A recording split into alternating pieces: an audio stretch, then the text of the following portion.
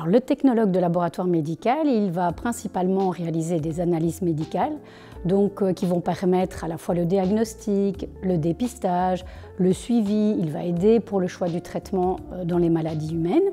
Alors, au cours de sa formation, il va vraiment acquérir des compétences techniques et pratiques qui vont lui permettre aussi de travailler dans le domaine de la recherche médicale. Il s'agit donc d'un bac professionnalisant de 3 ans.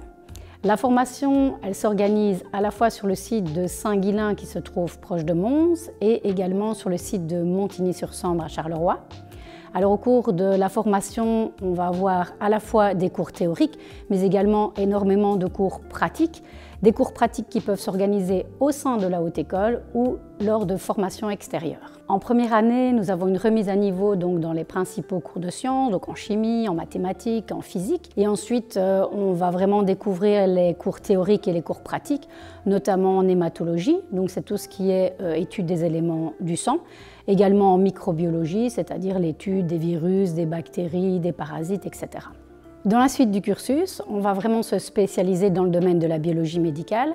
On va avoir davantage de cours pratiques qui vont venir vraiment illustrer les différents cours théoriques.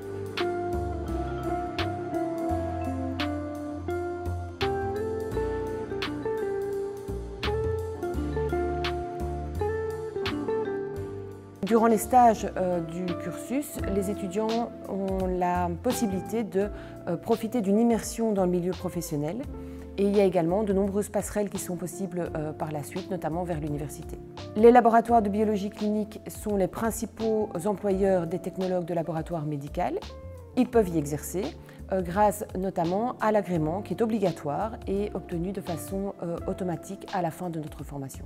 Donc d'autres secteurs sont également demandeurs de technologues de laboratoire médical, tels que l'industrie pharmaceutique, la recherche scientifique, le domaine agroalimentaire, la police scientifique, les centres de procréation médicalement assistée ou d'identification génétique, ou encore la délégation médicale.